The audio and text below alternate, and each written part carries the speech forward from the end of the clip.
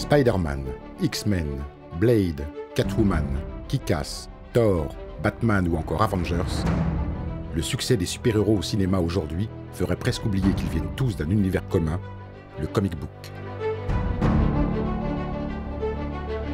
Alors que les films s'approprient le box-office, nous avons voulu revenir sur les origines de ces personnages qui nous font rêver. Aujourd'hui, Xavier Fournier, rédacteur en chef de Comic Box, nous éclaire sur l'histoire d'une équipe, les Gardiens de la Galaxie.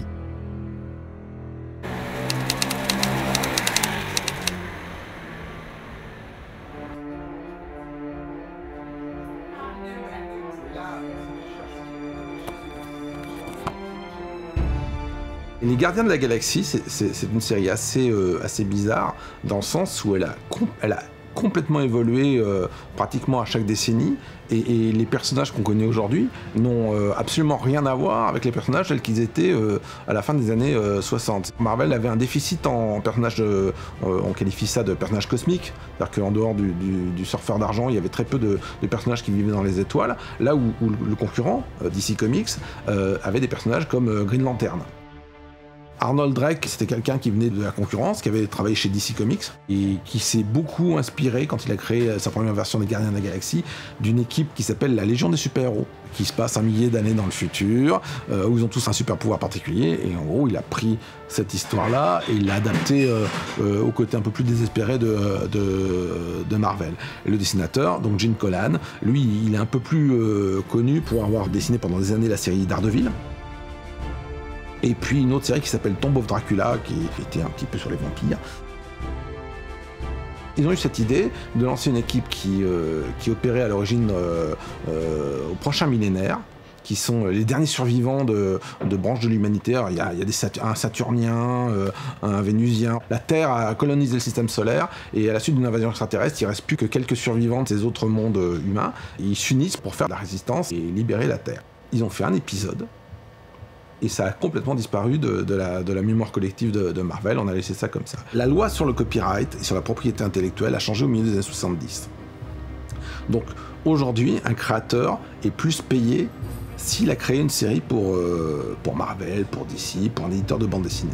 Donc le jeu des éditeurs, c'est que plutôt que de dire tu dire à un auteur de 2005 ou 2006, tu vas créer une nouvelle série qui s'appelle La Patrouille des Étoiles, où il faudra te payer des copyrights, des droits, parce que tu as créé ce nom, ben non, on va pas te faire créer la Patrouille des Étoiles, on va prendre un nom qui est en désuétude, les Gardiens de la Galaxie, et le coller sur une nouvelle équipe. C'est un contenant c'est un nom, sont des personnages qui étaient très mal définis parce qu'ils étaient apparus que 20 pages, et puis on a rempli ça suivant les états d'âme des scénaristes qu'on suivi. Ça a duré une dizaine d'épisodes et on sent bien que ça n'a pas décollé non plus, et ils ont essayé comme ça presque à chaque décennie, avec cette histoire de héros qui viennent de 1000 ans dans le futur. Si vous cherchez une histoire de 20 pages qui vous explique les origines des Gardiens de la Galaxie telles qu'on les voit dans le film, cette histoire-là n'existe pas dans les comic books. C'est tellement étendu et distendu, tellement mélangé, tellement réinterprété, que non, c'est pas l'exercice du tout du truc.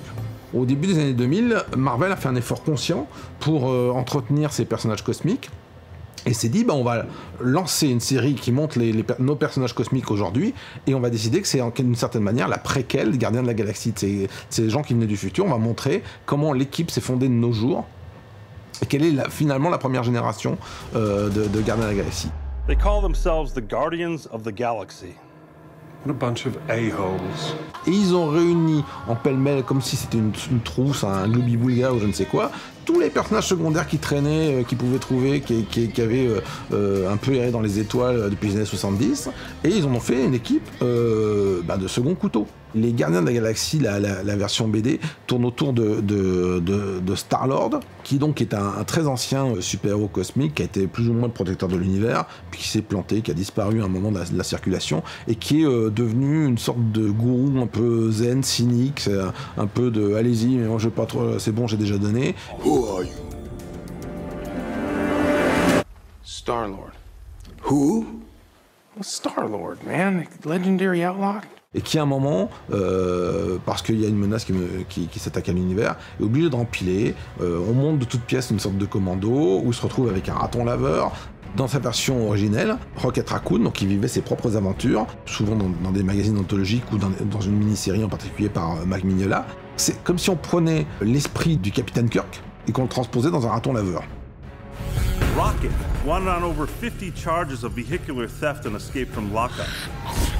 What the hell? Avec un arbre qui est à peine capable d'articuler autre chose que je suis Groot. Groot. It's been traveling recently as Rocket's personal houseplant / muscle. Et puis plein d'individualités comme ça, plein de personnages qui sont pas forcément partants pour former un groupe. Drax, aka the Destroyer. Since his wife and family were killed, he's been on a rampage across the galaxy in his search for vengeance. Gamora, soldier, assassin, wanted on over a dozen counts of murder. C'est une bande de cyniques qui apprennent à être potes. Et dans la BD, Amnet et Lanning avaient trouvé ce gimmick très inspiré de la Real TV, qui est que tu vois leur aventure et en même temps tu as leur témoignage vidéo, leur débrief de mission qui est inséré. C'est-à-dire que pendant qu'ils se bagarrent, t'as Star-Lord ou Rocket Raccoon ou les autres, un par un, qui t'expliquent « Ah bah oui, mais il m'a fait faire ça, c'est n'importe quoi » et t'as un truc qui est complètement surprenant là-dessus. Are you telling me that the fate of 12 billion people is in the hands of a thief, 2 thugs, a murderer, and a maniac? This might not be the best idea. Un des méchants principaux dans ce film-là, c'est Ronan l'accusateur, et on sent bien qu'il fait un peu redite de personnages tels que Malekith dans le deuxième film de Thor.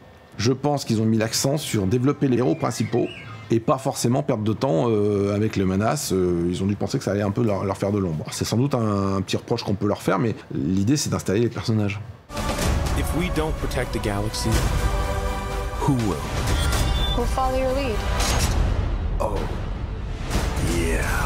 Tout n'est pas mauvais à prendre dès qu'un film adapte une BD. Par exemple, on te fait très bien passer le sentiment que Star-Lord, qui est le seul terrien de l'histoire, c'est un gars qui est paumé dans les étoiles et qui a comme seul référent la cassette audio que sa mère lui a fait quand il était petit. Et ça fait 26 ans qu'il écoute la même compilation.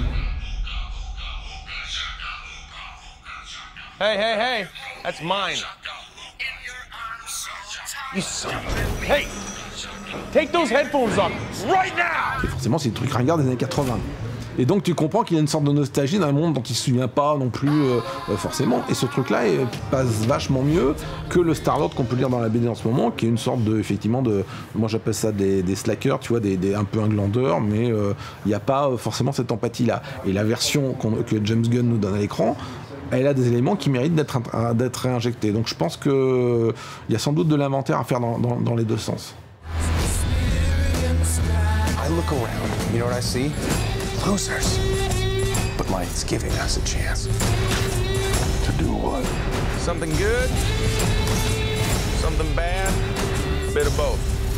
Depuis 2-3 ans, la série en BD des Gardiens de la Galaxie, elle est enfin viable, ce qui est du jamais vu depuis 40 ans. Ça s'est jamais produit, en tout cas à ce niveau-là. Tout ça à cause de Poker Menteur, où d'un seul coup les grossistes se sont dit « cette BD revient, mais elle va devenir un film ». Donc, on va y avoir de la demande et on commande le comic book. Et d'un seul coup, voilà cette BD en position de force. Le film arrive et là, Marvel se dit « mais on a plein d'individualités dans cette BD-là. Qui plus est, plein de personnages qui, à l'origine, dans les années 70, étaient nés des fois dans leurs propres aventures. Pourquoi ne pas profiter de ça ? Et là, cet été, Marvel a donc lancé des séries individuelles pour Star-Lord, donc le leader du groupe. Pour Rocket Raccoon, la super idée, c'est de confier ça à Scotty Young, qui est un scénariste, un dessinateur qui est très inventif, mais qui est très cartoonesque quelque part. Donc c'est un code qui est complètement différent des habitudes de Marvel, c'est pas du tout dans le super-héros.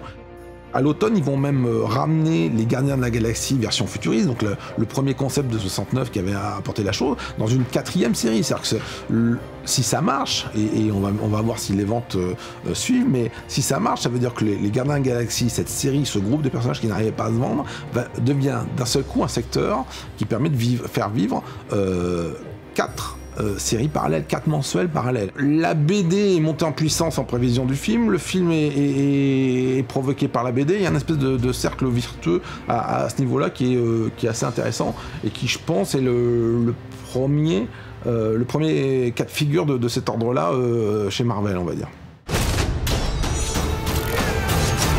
We will not stand by as evil wipes out billions of innocent lives.